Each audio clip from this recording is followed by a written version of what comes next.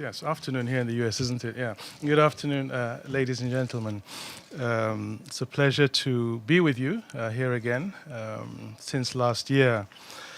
And, it's always excellent opportunity to be able to interact and brief you all on what we're trying to do in Nigeria and what we're looking to gain from this UN General Assembly session.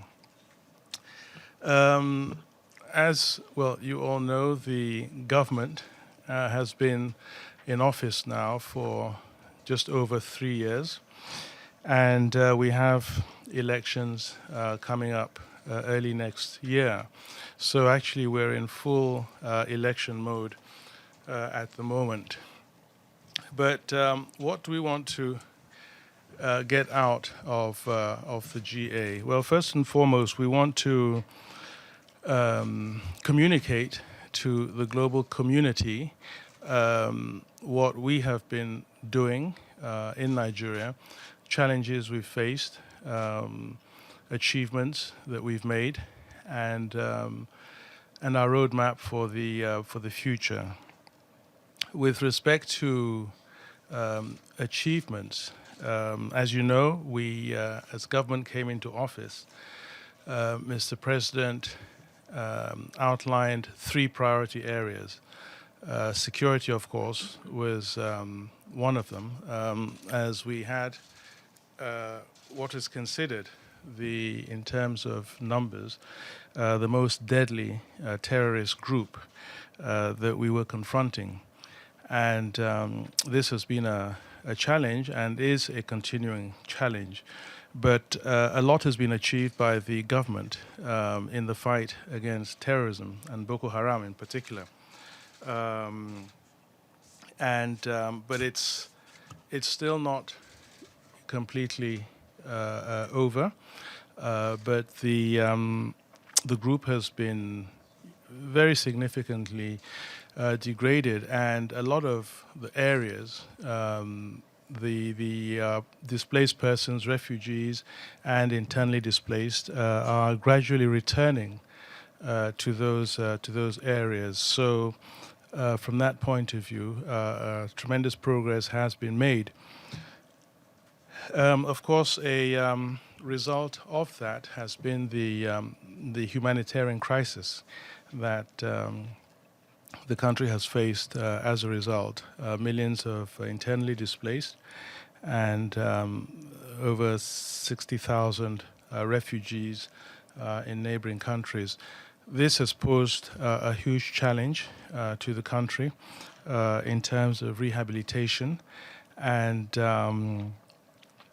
of course, is a huge drain on the resources of the country. But we would like to acknowledge with much gratitude the international support we have received in addressing the humanitarian challenge. And in fact, this year in Berlin, earlier this month in Berlin, the German government and the Norwegian government, as well as the United Nations and ourselves, organized a pledging conference.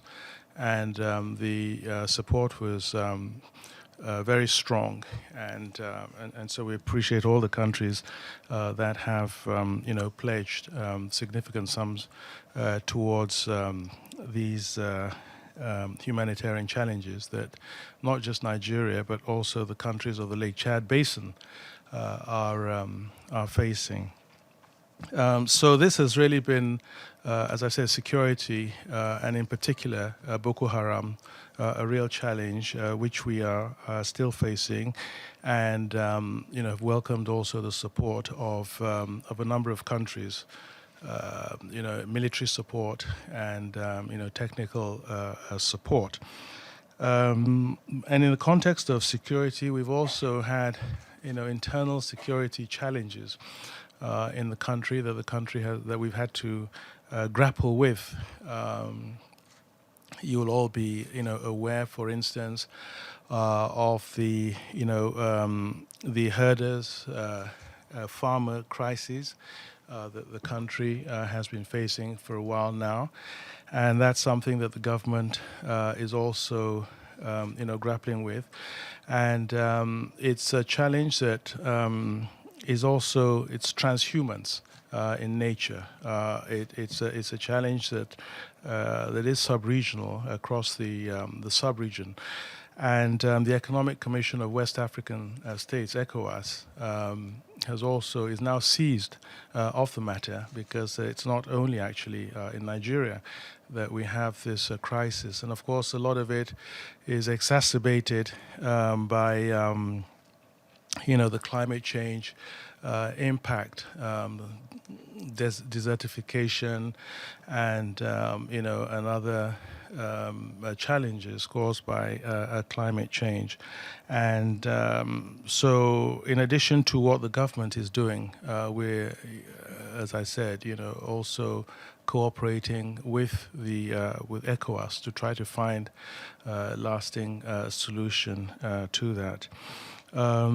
In the south of the country, we've had for a number of years the crises in the south of the country, and with militants in the Delta region, the oil-producing part of the country.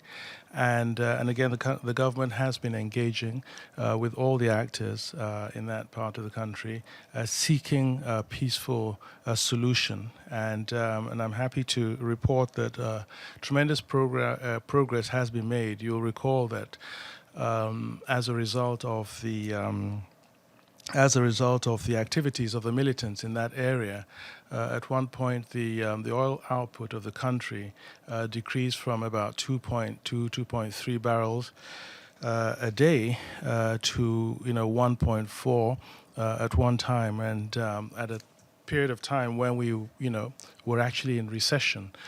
So it was what you call a double whammy, where you have economic crises, and your asset, your most important asset, is compromised through militant activity. But as I said, we're making a lot of progress, and there's been stability. The sabotage of oil installations has been reduced and almost eliminated.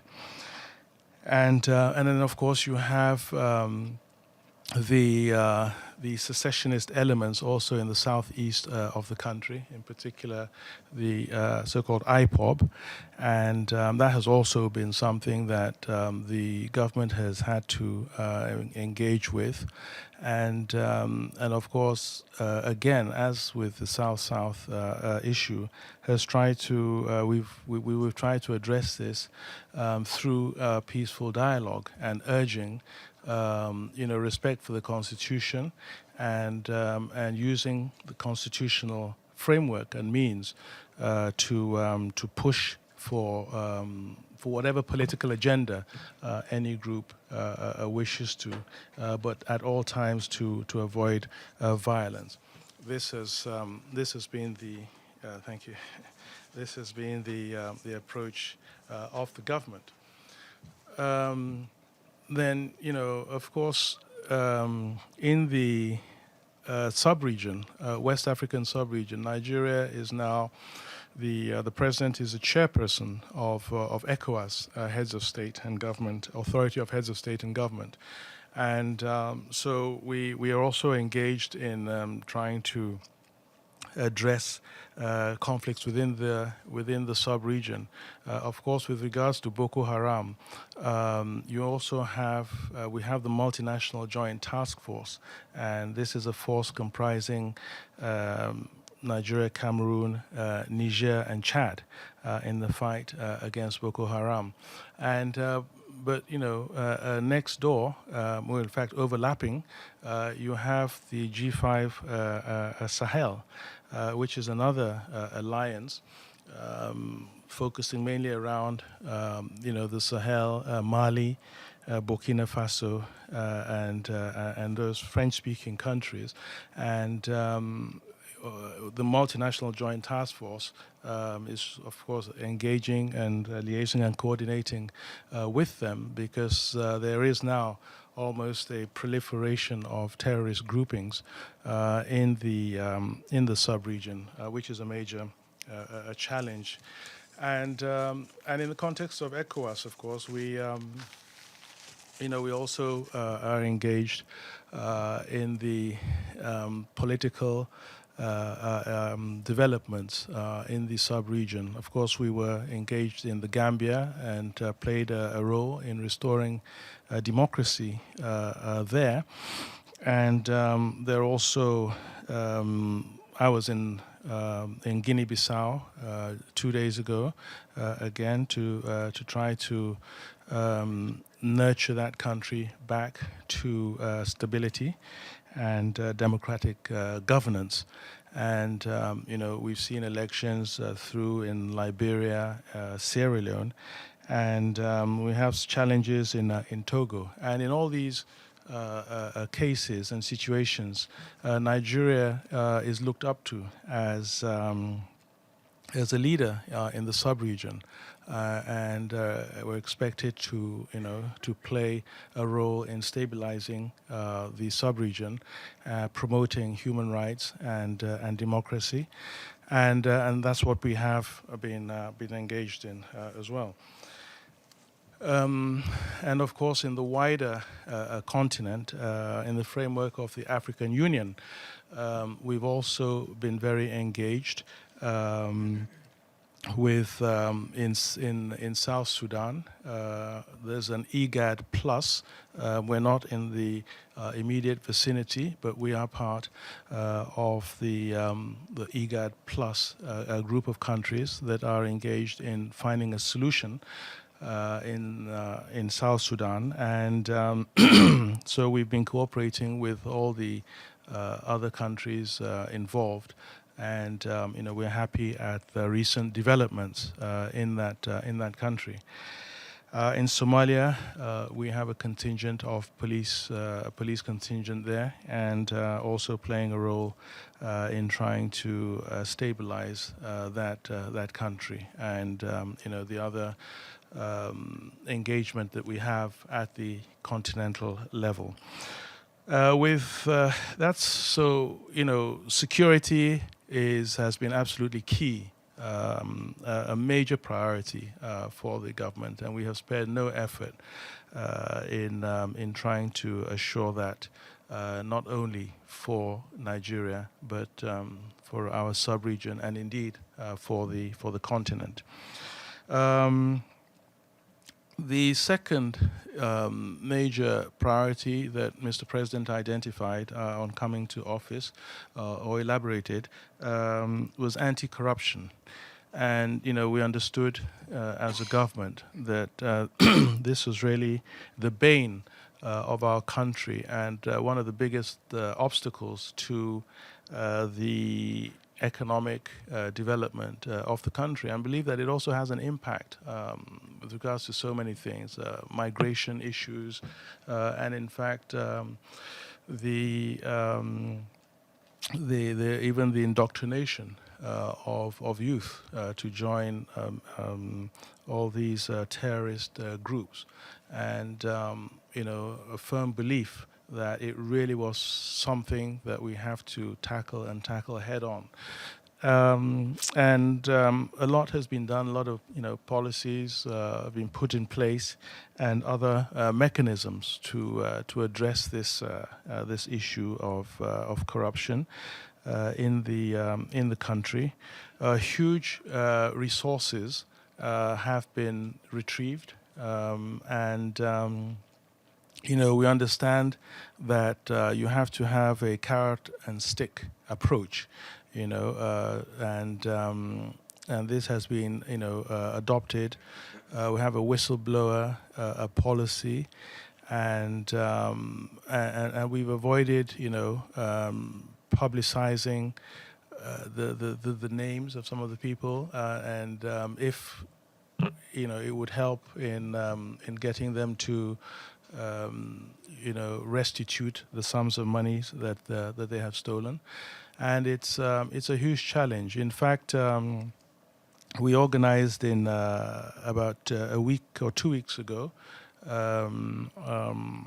a big meeting on illicit flow of funds, and of course that's really just one of the big challenges we have in Africa, that the huge sums of money that flowing out of the continent, and a continent that is regarded as the poorest in the world, and these are funds that we can hardly afford, and so there's a lot that we're trying to do in that respect. And one of the things that we are also pushing for is the repatriation of stolen funds that are now lodged in countries around the world. The United Nations itself, of course, has passed a resolution regarding the illicit flow of funds. And a big challenge that we face, and we're trying to have something done about at the global level, is the access to these funds, and making it easier to repatriate, to restitute these funds. There are huge obstacles that we face. And it's been extremely frustrating, and when we feel in many cases that a lot of countries that in which these funds are located really are not doing enough to facilitate our recovery of these funds and assets, and even when in the cases where we have been able to recover the funds, it's really been painful, I would say, just the cost of recovery, and just how much money is we don't recover, out of those funds, and we find this extremely frustrating. And also in this context, I mean, sometimes these funds are lodged in countries for years and years and years, and there's no talk of the interests that obviously accrue, and that should ordinarily be part of funds restituted. So this is a real problem, but the government has been engaged, and we've had some successes, but not nearly as much as we would want and expect. Within the country, corruption is endemic. It's obviously not something that can be overcome overnight. And there's, a saying that we have that, if you fight corruption, corruption fights back. And, as a government, we see that, it's not easy by any means. But Mr. President is single-minded in his determination to address the issue. And in recognition of that, and also recognition of the fact that corruption is a challenge for almost all the African countries. The African Union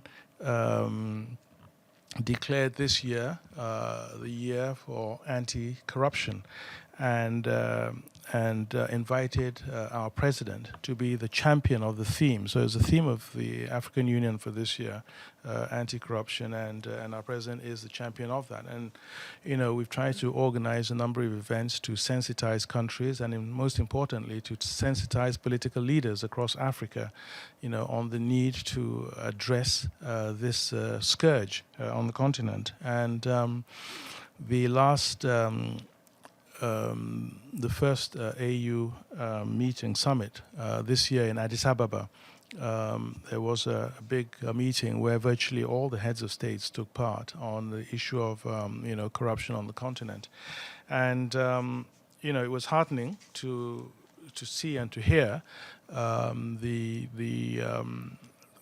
at least the language that was being used by all the heads of states with regards to fighting corruption. And of course, what we would want to see beyond that, as we say, they're talking the talk, but we also want to see to walk the walk. So this is really another area that priority area that we have focused on this year.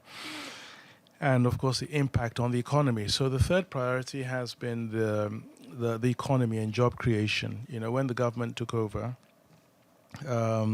it was very unfortunate timing, because it was at a time when the oil price, global oil market, crashed. And from over $100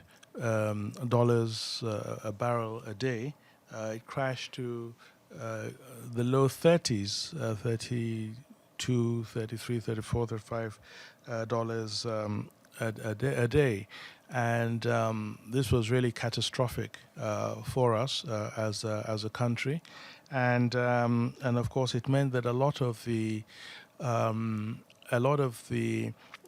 measures and projects that the government had promised the people became that much more difficult to execute. And of course our economy went into recession. But the government has put in place an economic recovery and growth plan, and very robust economic policies to address that. And we're seeing that the country coming out of recession and steady economic progress in the country, which we hope to sustain. One of the problems we've identified in the country, has been that each government that comes sort of abandons projects and policies adopted by the previous government and embarks, on a new direction. And what we've been trying to introduce is a much more a better thought out plan, and also implementing projects started, unfinished projects from previous administrations, and we're seeing our way out of the economic recession. But of course, huge challenges remain. The population is increasing at a rapid pace, and it's reckoned that by 2050 that Nigeria will be the third most populous country in the world. And this is a huge it can be a huge burden, and especially when your economy is not maintaining the kind of growth that would support that kind of population spurt. So that's something that we very much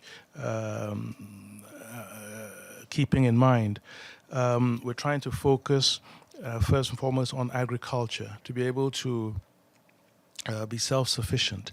And we've achieved self-sufficiency now in rice production, and we're hoping to, we understand that we have to diversify the economy. We, as Mr. President said, we relied exclusively on oil, and when it crashed, the country crashed with it. So diversification is very much part of our policy, and we're doing that. So in the agricultural sector, we are making tremendous progress, and also in the solid minerals sector, we have huge challenges in the area of power, of course, and infrastructure. So huge investments being made in infrastructure, roads, transport network, trains. And a lot of this in partnership actually with the Chinese. They have been extremely supportive and are playing with us a very important role in helping us to really put in place the infrastructure that we need if we're going to industrialize the country and to make our manufacturers more competitive. And the power has also been a big challenge for years and years and years. So that's also another area that we have concentrated on. We are also mindful of some of the challenges that we face. Education, the importance of that, and especially girl-child education, which we're focusing on, and to address the real hardship of a large percentage of the population. We have a social intervention program with cash transfer offers similar to what was done in Brazil for the poorest in the society, and loan programs, very soft and easy, and cash advancement programs for for women, business people, small and medium enterprises, small traders, to try to give as much support as possible to the most vulnerable and the weakest part of the economy, and also recruiting teachers, to build the base really for the country. Migration has been another big challenge for our country. I went to Libya to to bring home large numbers of the Nigerian migrants, irregular migrants, a lot of them very, very young, and victims of human trafficking. And we are cooperating with a number of countries to really try and address this issue of irregular migration of our young children. We understand that the obligation is ultimately our own, and the environment that forces our young people to migrate is something that we have to address, and we are trying to address that, and appreciate that the economy has to also be robust and responsive to the needs of this large segment of our population. So I've probably been talking for too long. I can see some fidgeting around. So so I will stop. I will stop. I will maybe stop at this point and maybe take your questions, because in answering your questions, I can probably say a lot of what I need to say. But thank you very much for your attention. Oh, I think it's not a bad idea to put our hands together. I will thank the Honorable Minister for finding time to be here again. Good to see you, colleagues and friends. For those who are here with us last year and previous year, we thank you for coming again. And for those who are joining us newly, it's nice to have you here. The Honorable Minister of Foreign Affairs has been introduced earlier by the spokesperson to the UN Secretary General. He is His Excellency Geoffrey Onyeama, and he's here for the third time. I think that deserves another round of applause. So not to take much of our time, our question and answer, we do it very briskly. I can see the president of UN Correspondent Association is winking to me. I will give him priority, as I always do every year, and he set the tone to ensure that we don't take much time. So once again, Shawin, we welcome you. Quickly take the lead, and then we'll take the leading behind you, and then we'll come to the gentleman here. The Honorable Minister will take 3-3, and we'll do 3 rounds, and I hope that will take everyone. So over to you very quickly. Mr. Minister, my name is Sherwin Bricebees, correspondent for South African Broadcasting. It's always good to see you, and thank you for taking time to always speak to the media before it gets crazy here in New York. President Buhari said in July that Nigeria would, after much resistance, sign up to the Africa Continental Free Trade Agreement. I don't think that that's happened yet. Are you able to give us a timeline when this might happen, and remind us why Nigeria was so reluctant to join the agreement in the first place? And I'm glad you touched on the economy, sir. South Africa, the other big economic giant in Africa, is in a technical recession. I wonder if you might share some words of advice, given that Nigeria has also just emerged from a recession, although not growing at rates I'm sure you desire. I don't think in any quarter in the last year you've exceeded 2%. What's your advice to a country like South Africa that has many similarities with Nigeria? Thank you. My name is Anna Ojo. I report for the Nation newspaper, and I'm one of the RAF fellows here at the UN. So I'd like to take you on your statement about Boko Haram being significantly degraded. Recently, we've had reports of attacks and ambush at military base. And a recent report, an investigation published by an online media, showed that we've had cases of military men being owed allowance, and some of them who are wounded have not been able to get medical help. So what is the position of the government on this? Thank you, sir. Okay, my name is Simon Ateba from Today News Africa in Washington, D.C. We've been trying to reach out to you for a long time, and we are glad that you are here to take our question, and we hope that we could have a longer interview with you. My first question, Minister, there are millions of Nigerians who are outside the country, and as you said in your opening remarks, Nigeria is holding a general election next year. What's the government of President Buhari doing, or your office doing to ensure that those Nigerians are not excluded from the electoral system, that they can vote? First question. Second question, can you update us on the arms deal with the Trump administration? We know that the State Department approved it some months ago. How much are you paying, and when do you expect to receive the weapon, or can you even wait? And last question, you talked about IPOB. And we understand that the UK government is asking questions about Nnamdi Kanu. Could you please tell us where is Nnamdi Kanu at the moment? And if I may add this final question, could you please explain to Nigerians who are watching us that having recovered more than $300 million from Abacha loot, why do you, and you decided to share the money among ordinary Nigerians, why do you go to China to borrow almost the same amount of money? Could you please explain to us the logic behind it? Thank you. I hope the next set of people are getting ready. Can I see your hand? 1, 2, 3. Okay, we'll come back to you after the Honorable Minister must have answered this. Thank you very much for those questions. Hi, Sherman. Good to see you again. Yeah, on the Continental Free Trade area and our non-signing as at now, what happened essentially, you know, Nigeria was actually one of the drivers of the treaty. The Nigerian Minister of Trade chaired the process, and the Nigerian trade negotiator also chaired the technical group that drove the process. And it might actually not have been ready for signing were it not for our strong engagement in that process. Now, what happened is that the Manufacturers Association of Nigeria, as well as some other sectors of the country, felt that Nigeria would be the loser if we signed.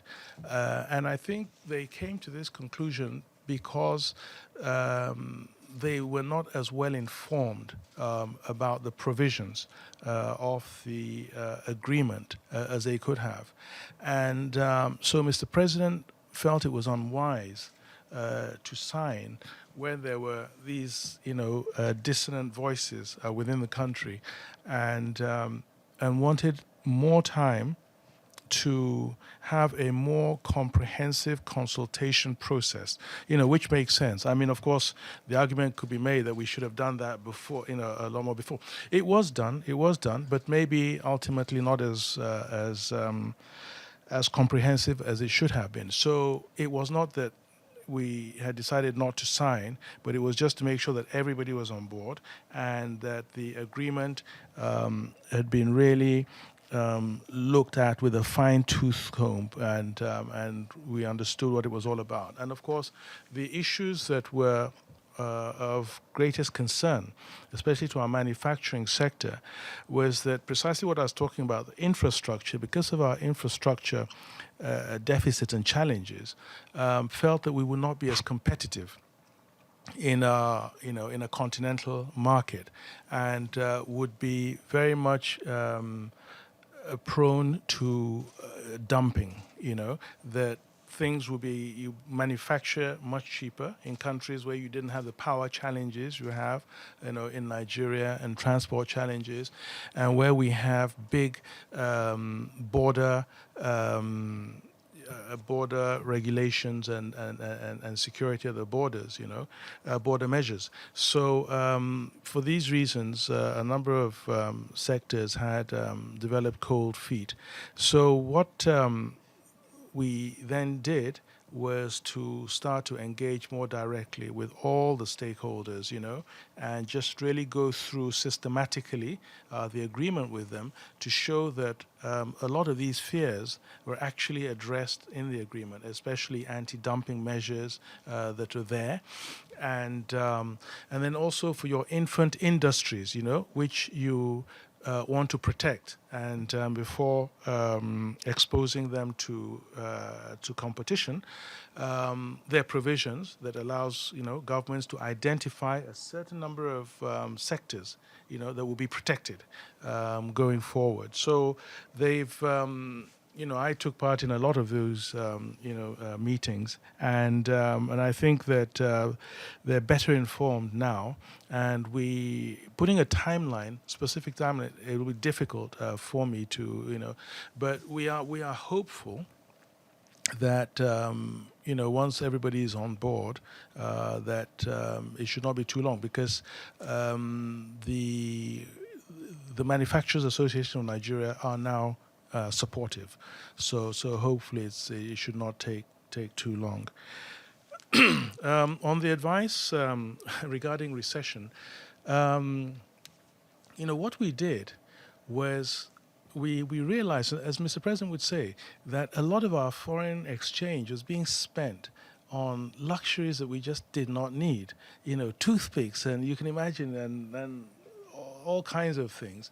And so we put a ban on, well, not a ban on the imports, but a ban on access to, because the government has a dual foreign exchange mechanism.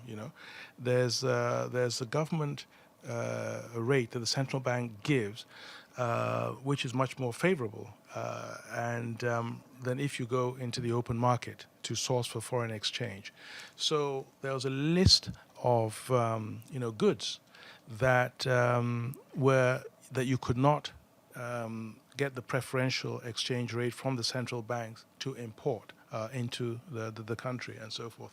And we so maintained that very sort of tight monetary policy in respect of that. And then we pushed very aggressively in the sectors that we felt we could become self-sufficient in. So agriculture, as I say, rice, we used to spend huge sums of money importing, rice and other commodities, and we cut out on that, invested more in the agricultural sector, and we're seeing a growth there.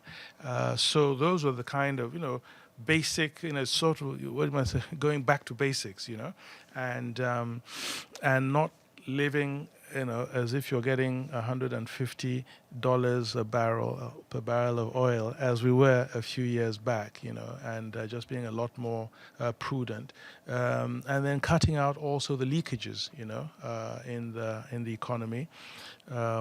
We have a mechanism where the banks, all the government monies, and have to go through a central mechanism. So, it really is about just prudent economic management. Anna Ujo, Nation newspaper, talked about the Boko Haram attacks, and in particular, and also soldiers not being paid. These attacks are sporadic in nature. Very often they're isolated individuals. Very often the Boko Haram has resorted to the tactic of using young girls, as suicide bombers in some cases.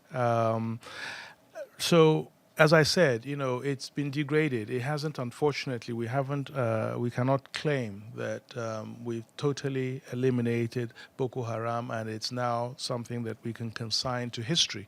But what we're saying is that they do not constitute the same threat that they did in the past. And as I said, a lot of the the internally displaced persons and refugees are coming back and going to those areas again, but we have had cases, but they're getting fewer and further between of attacks. Then on the issue of soldiers, not being paid. The army headquarters is addressing also that situation. There have been some disciplinary measures after accusations that some of the commanders have not been as have not been shown leadership, with regards to the welfare of some of the troops in isolated parts of the country. So that's something that is being addressed, but it's more the exception rather than the rule. Simon Ateba, Washington. I'm so sorry you've been trying to reach me, and I've proved to be elusive, but I'll be more than happy to, at some point, give a longer interview for you. So you have a number of questions, 4 in fact. The diaspora and election voting. Yeah, with that, it's really just a question of technology and etc. It's something that I think the government is committed to. It's not only just the government, but of course the National Assembly has to, be involved in the process. But I think that it's just a question of the mechanisms, the costs, and everything. Just trying to organize ourselves. But I think we're not quite there yet. In fact, we're only just beginning to fully address all the challenges we have within the country. Never mind Nigerians outside the country. But the principle is very much there that Nigerians anywhere in the world should be able to vote. But it's really just a question of getting it right, and INEC being able to to manage that process. The arms deal with the Trump administration.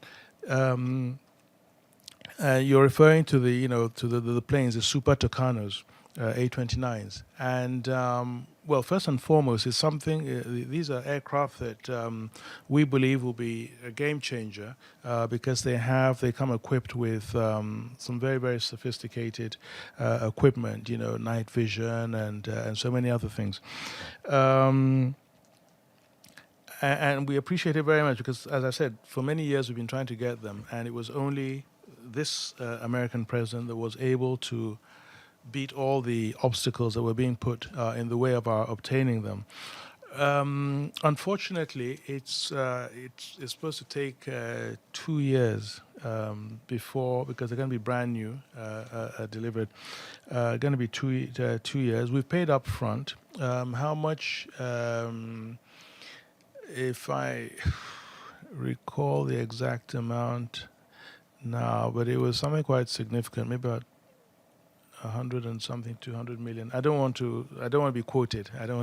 So, unless I have the absolute facts. So but we paid up front for them, and we believe that they would be a game changer. So we just have to wait a little while, and I think it was a 2-year period that we were looking at for delivery.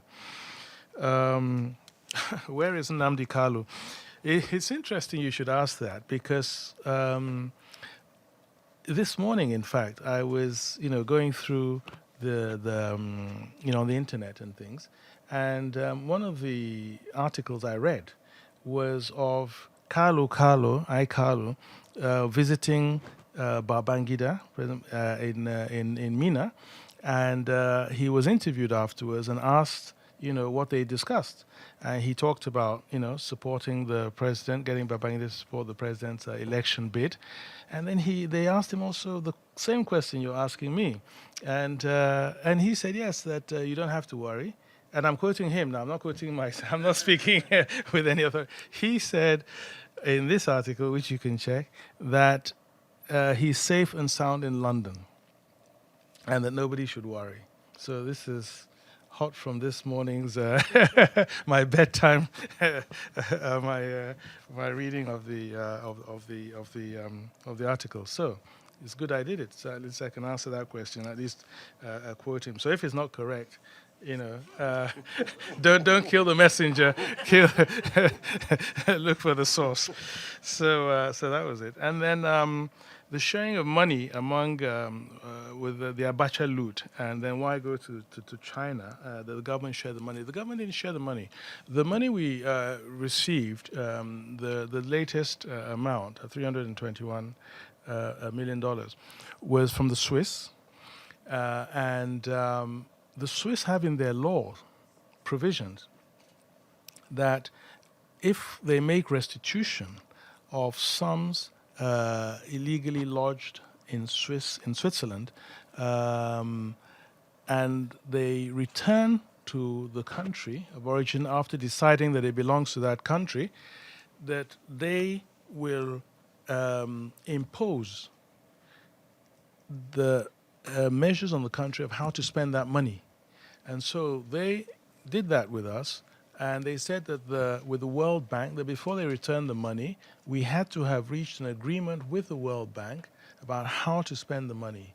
And so there was a long process of negotiations with the Swiss and the World Bank, identifying the projects that the money would be used for, and monitored by the World Bank, and in fact lodged with the World Bank essentially. So we didn't quite share the money amongst whoever. And why go to China? Of course, why go to China is because we understand that to industrialize, we have to support our manufacturing sector essentially, and for that we have to have the structure for that. So the power, the rail network, the roads and others, and these are hugely capital intensive, dams for electricity and so forth, and we just don't have the money available, and the Chinese do, and they're ready to give them at very competitive rates. I mean, there's a lot in the media now about the debt to China and the debt trap and so forth, but it's been extremely useful for us, and the reason we went to the Chinese is because we could not fund those kinds of funds in the marketplace, and they were ready to, and they gave us very, very interesting, very competitive rates. Thank you. Thank you. All right, so we take the lady at the back. Let's start with the lady. Then we take you, and we take Prudence. So we start with the lady. Thank you, Carlos Day, Global Research. Very good to see you back again. Good to see you too. And you stressed quite a bit the amount of corruption in Africa. And I wanted to ask you, what do you think is the source of that corruption? I'm just thinking of the financial crisis we had in this country, and two very, I would say, reliable films, The Inside Job and The Big Short, which reveal what one would have to say is corruption as well here, maybe done a little bit more subtly, maybe not. So what do you think of the source of the corruption? Why do you talk about it in Africa as though this is something that is especially a problem in Africa? We don't talk about it here that much. And also, as a follow-up, there seems to be a spread in terrorism now, referred to, not only in Africa, but elsewhere. To what would you attribute that?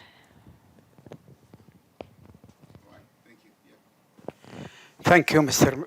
Foreign Minister. My name is Abdul Hamid Sayam from the Arabic daily Al-Quds Al-Arabi, and I apologize for coming late. And if this question had been asked before me, so I also apologize. You know that the African Union pressures the Security Council for expansion to have a permanent member from Africa.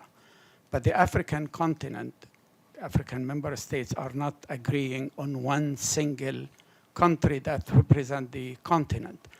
Nigeria is qualified to do that. South Africa is also a very important economic power. And also sometimes Egypt also introduces itself to represent the continent. So is there any negotiation in that field? Did the African member states agree on who will represent the continent in the Security Council in case it has been expanded? Thank you.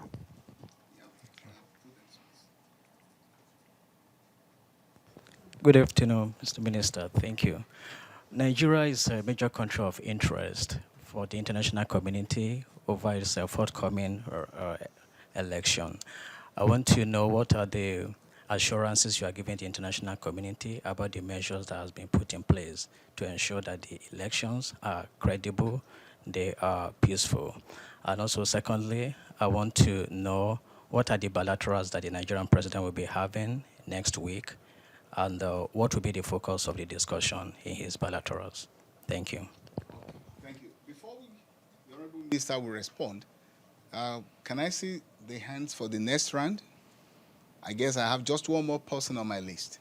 Okay, so we take you now. And after the Honorable Minister will respond and also speak in French, as he always does. And so he will take that slot together. He will respond to you in English, and then we'll recap all that he has said in French. So, lady, please. I wanted to ask you also about the arms deal that your president made with Trump. Did Trump, because he got through the deal, did he waive any human rights concerns that Obama had raised, and that is why he wouldn't sell the A-29s to Nigeria? And in the conversation with Trump and Buhari, did they discuss China? Thanks. Thank you so much. I am sure your question is clear. The Honorable Minister will be very brief with the French version. It's just for other channels that are connected, that are not here physically, and they want to broadcast in French. And so, Honorable Minister, you have the floor. Thank you very much. Yeah, corruption and why, the causes of corruption. I mean, there's so many, theories on, on that. But an obvious one to my mind is just the weak institutions, I think, in terms of the judiciary, your law enforcement agencies, and the like. When Prime Minister Lee Kuan Yew of Singapore, came to power in Singapore, he saw the challenges of that, and what they did was to pay the public sector workers as much as the best in the private sector, and he believed that was the reason why in Singapore, you just have such low levels, if at all, corruption, and I think that is also the case. It's a catch-22. You're poor, that breeds corruption, and then corruption keeps you poor. Vicious cycle. So I think that's also because the salaries are really, really low, and then those that have to enforce the laws, paid low salaries, it becomes a real challenge, and those institutions are just not as strong as they are in the West, because in a lot of the industrialized countries, yes, you have, but you also very often have stronger institutions that are able to to respond, and so the deterrence is more effective and more visible in those industrialized countries than they are in a lot of the poor countries that just don't have the facilities. And then the spread of terrorism. Why? Yeah, that's well, not a difficult one in a sense. I mean, they're possibly different reasons, and they could be different reasons in different parts of the world. Because some people talk about the poverty and lack of opportunities and jobs for young people in, for instance, in our part of the world. We often feel that contributes. In the Lake Chad area, for instance, where you see the lake shrinking and people just not having the opportunities and making the youth a lot more susceptible to indoctrination. But then you have terrorist cases in the Western world, where you don't have the same levels of extreme poverty. And then again, so there are other issues, of people who feel alienated, from the society, and that also, contributes that sense of alienation. So I think there are different reasons, and also we have seen intervention, what you might call regime change in some countries that have also helped to give terrorists a place to operate from. We saw in Iraq, for instance, where ISIS possibly originated from, that after Saddam Hussein was removed, had a strong army of mainly Sunni Muslims, and you had a Shia regime in power, and they felt a sense of total alienation, and so resorted to these extreme actions, well-trained military personnel. So, in different parts of the world, that you have had different things that have led to that. I mean, you could maybe say in, Afghanistan, well, we know what happened there. So I wouldn't say that there was any one obvious a cause, but the effects are global, and the action in containing and eliminating it has to be also global. On the issue of the Security Council, yes, the African countries have a process called the Ezulwini process that the African Union instituted. And the chairperson is no longer the president, or the former president of Sierra Leone. And, the idea was for this process to throw up a criteria or a mechanism to identify, the possible two, because Africa is, requesting for 2 seats, 2 permanent seats.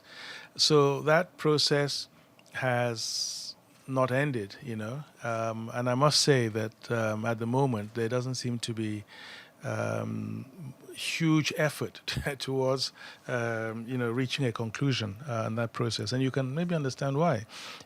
So it was always going to be a big challenge for Africa to to come up with 2 names. It was always going to be a difficult process, and not all the African countries totally invested in the Ezulwini process. So you just don't have the consensus, or the Ezulwini consensus, they call it. So it's going to be something that will not be very easy to achieve. But nevertheless, Africa still very much believes that there has to be this reform, and that you have to have the democratization of the Security Council and the UN as a whole. Prudence. I think, yeah, credible, peaceful elections guaranteed to the international community. Mr. President gave an address at the International Criminal Court in The Hague some months back, and he assured the international community that under his watch that there would be peaceful elections and fair elections, and he's personally determined to ensure this, because he had been on the short end on 4 occasions or 3 occasions of very dodgy, very dubious electoral processes. And he challenged each time, went all the way up to the Supreme Court. And so he has a first-hand experience of, of parties in power organizing elections to favor themselves, and he absolutely abhors that, and really wants a level playing field. And he's a big believer in electronic voting system, technology that would take out of the hands of human beings the decisions regarding elections, and he's determined to see that happen. So I think you can be fairly certain that we will have that. And a good example of this is just recently there's a politician, Adeleke, from another party that is going for governorship elections, and the security forces wanted to haul him in just before the day of the election for certain issues, and the president intervened and said, no, you have to allow him to take part in those elections, lest it be misconstrued. And you saw again some months back the premises of the National Assembly was invaded by security operatives who closed it down, and the opposition cried foul, and the head, and the very powerful head of the state security apparatus was fired immediately. So there's a zero tolerance for any abuse of the democratic rights of Nigerians, and that will be the case in this election. And Mr. President was at the forefront of those who went to the Gambia, to impose a democratic process on a dictator who didn't want to accept the result of democratic elections. So it would be terrible and very ironic if you're the African Union corruption champion, special guest of the International Criminal Court, and you've gone to Africa to impose democracy. If in your own country that were not to be the case, so I think you can rest assured that the government will do everything possible to, and also guaranteeing peace. The resources and investment will be made to ensure that those that might want to disrupt the elections will not succeed. And then what bilaterals for Mr. President? Well, some of it is maybe I shouldn't be sharing at the moment now with you, but he will have a number of bilaterals with various countries around the world, and bilaterals by their very nature will deal with issues of peculiar interest to the two countries, and we have different interests and agenda with different countries, some African countries, some non-African countries, and so forth. So those will be taking place. I think all I can say is that some heads of states, African and non-African, will be met. Then the questions regarding sale of arms to Nigeria and whether Trump raised human rights concerns. That's a good question, actually, a nuanced question. Well, the issue of the issue of the human rights. I mean, you're absolutely right, actually, because we know that during the Obama era, that was something that was coming, and it's still, there. And we've taken a lot of measures to address, allegations, Amnesty and others regarding human rights violations by the military. But it was mainly the Congress, actually. It wasn't even Obama himself. Left to President Obama's administration, we would have got these weapons even then. But it was actually Congress that was blocking it then. And yes, the issue of human rights was raised by President Trump, also when he met with President Buhari, and then I think that clearly we had also made the case to show that for our government, we also had zero tolerance for human rights violations, and a lot of measures that have been put in place in the military and elsewhere to address cases of whatever cases of human rights violations might occur. And China wasn't discussed with President Trump. The discussions really centered around the bilateral relations between the two countries, economic relations, then security issues, and also human rights issues. Can I ask you exactly what Trump said about human rights in Nigeria? All that. He, there were some letters that had been written to the U.S. government. If I recall, for instance, there was the one. I think the Christians, religious people, groups that felt that they were being persecuted and targeted, and of course the state.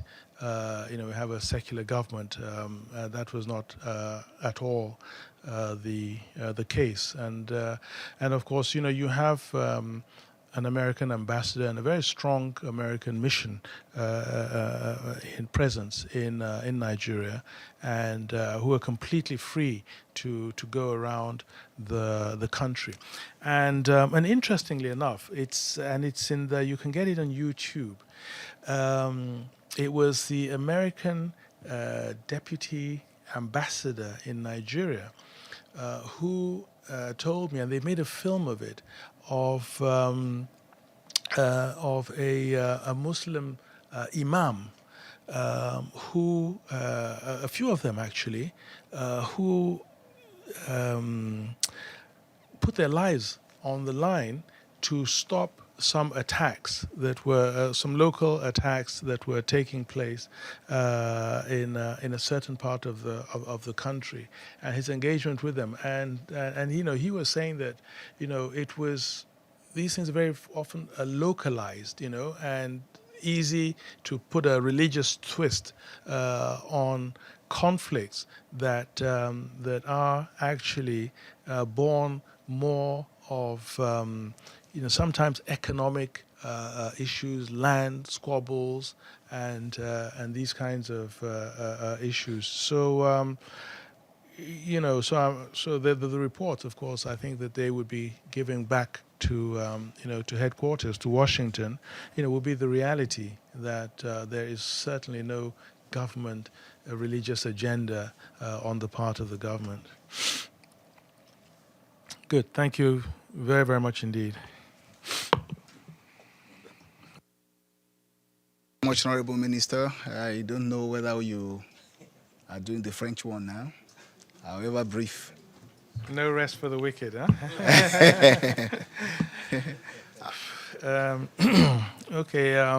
J'ai pris quelques temps pour essayer de partager avec vous ce qui se passe au Nigeria, pour aussi voir ce que nous attendons de cette session de l'Assemblée générale. j'ai parlé de les trois priorités de notre gouvernement. Ça veut dire la question de sécurité. Comme vous le savez, nous sommes en train d'affronter un groupe de terroristes qui s'appelle Boko Haram et les dégâts qui ont été faits, le défi humanitaire qui ces terroristes ont causé au pays. Et donc la stratégie du gouvernement d'adresser ces défis de sécurité. Et j'ai aussi parlé de question de corruption. Le président Buhari a été nommé comme le champion contre la corruption en Afrique par l'Union africaine. Et il y a au moins pour sensibiliser les pays, les chefs d'État, les citoyens de l'importance de la lutte contre la corruption.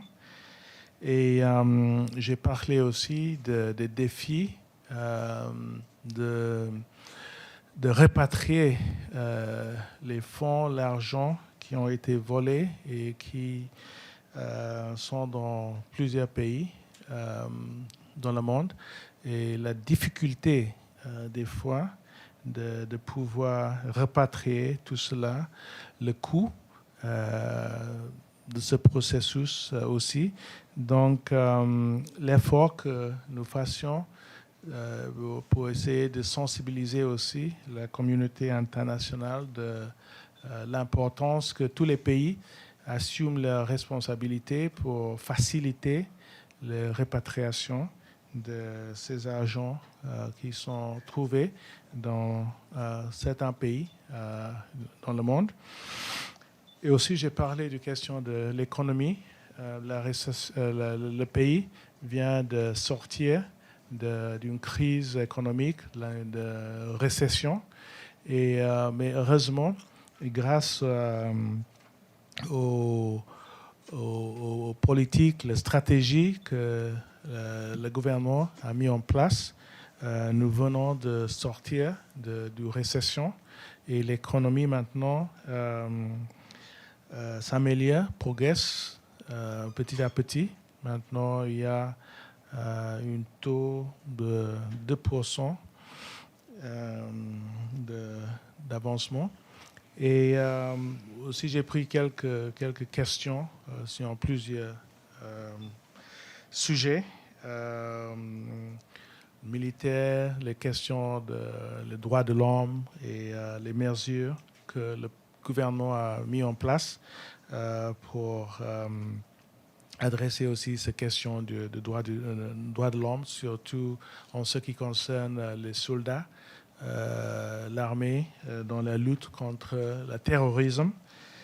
Et puis, ce que le pays, nous sommes en train de faire pour assurer des élections, parce que bientôt, ce seront les élections au Nigeria. Et j'ai parlé de l'effort, que la position très forte de M. le Président pour s'assurer qu'il y aura des élections crédibles et aussi qu'il y aura la sécurité lors de ces élections et que tout sera fait dans un contexte de transparence totale. Donc voilà un peu quelques éléments de ce que je viens de partager avec la communauté de la presse ici. Merci infiniment. Thank you so much, Honorable Minister.